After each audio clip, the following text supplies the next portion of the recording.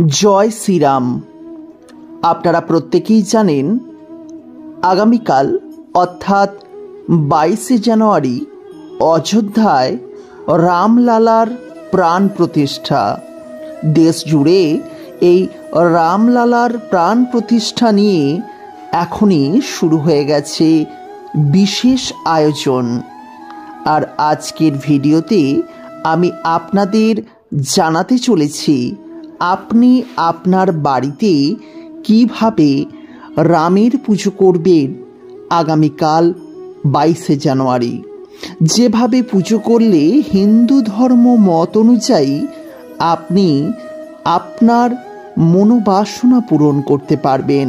এবং আমরা যেহেতু সকলেই আর অযোধ্যায় গিয়ে এই অযোধ্যার রামলালার প্রাণ প্রতিষ্ঠার উৎসবে অংশগ্রহণ করতে পারছি না, আপনি আপনার বাড়িতে কিভাবে করবেন আজকের ভিডিও থেকে সম্পূর্ণরূপে দেখে নিন। নমস্কার বন্ধুরা, প্রত্যেককে স্বাগত জানাচ্ছি আমাদের ধর্মকথা ইউটিউব চ্যানেলে। যারা প্রথমবারের জন্য আমাদের এই চ্যানেলের ভিডিও দেখছেন তাদের কাছে অনুরোধ রইল ভিডিওটিকে শেষ পর্যন্ত দেখতে থাকুন।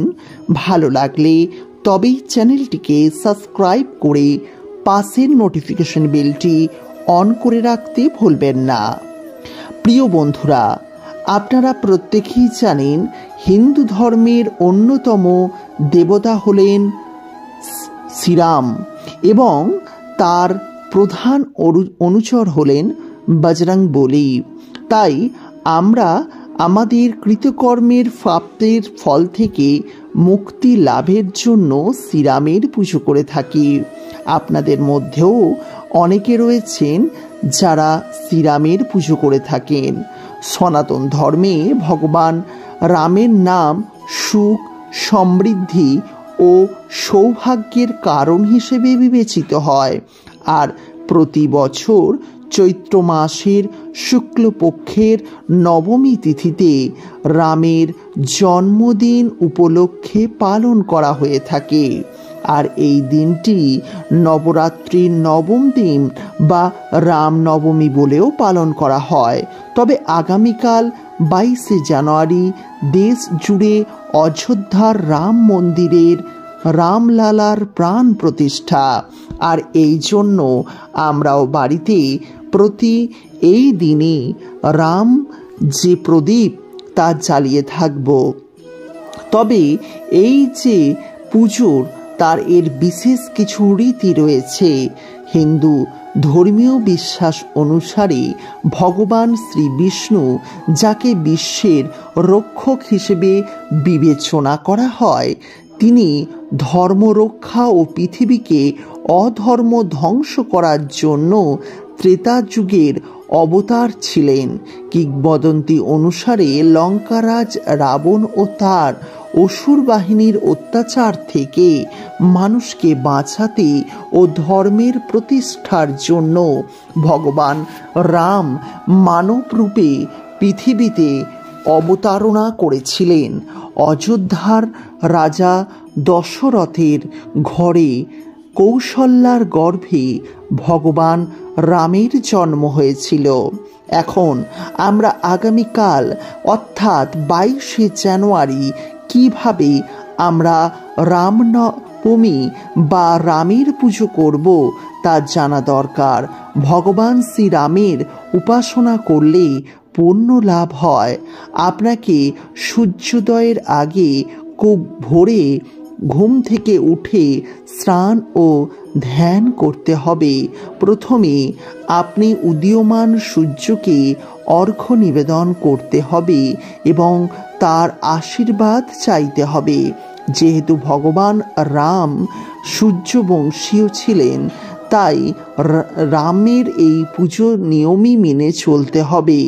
আর এরপর ভগবান রামের জন্য উপবাসের প্রতিশ্রুতি নেওয়ার পর আপনাকে একটি হলুদ কাপড় পরিধান করতে হবে এবং তারপর শ্রীরামের মূর্তি বা ছবিতে গঙ্গা জল নিবেদন করবেন এবং এই গঙ্গা জলে রাম রক্ষা মন্ত্র ওং শ্রী শ্রী ক্লিং রামচন্দ্রায় শ্রীনামঃ 108 বার উচ্চারণ করতে হবে। এরপর ঘরের প্রতিটি কোণে সেই জল ছিটিয়ে দিলে আপনার কিন্তু বাস্তু দোষ কেটে যাবে।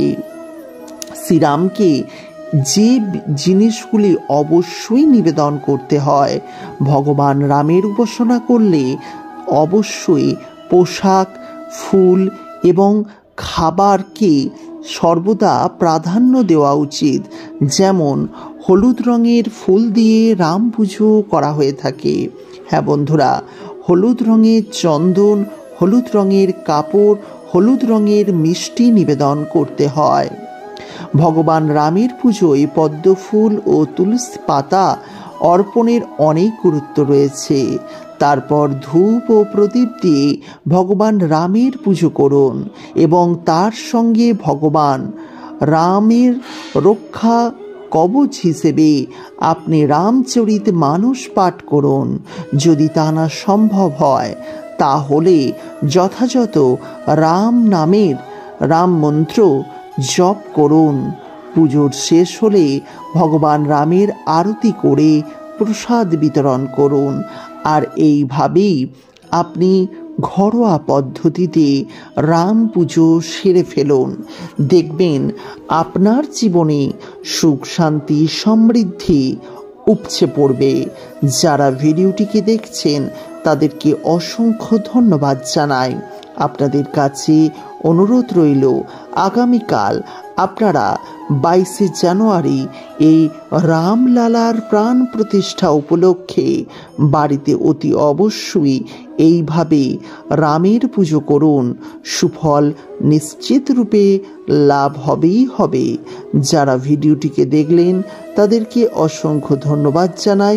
ভিডিওটিকে ভালো লাগলে লাইক করবেন, পারলে শেয়ার করবেন। পরবর্তীকালে ভিডিও দেখার জন্য চ্যানেলটিকে সাবস্ক্রাইব করবেন আর নিচের কমেন্ট সেকশনে জয় শ্রীরাম লিখতে ভুলবেন না। বিদায় নিলাম, ভালো থাকবেন, সুস্থ থাকবেন।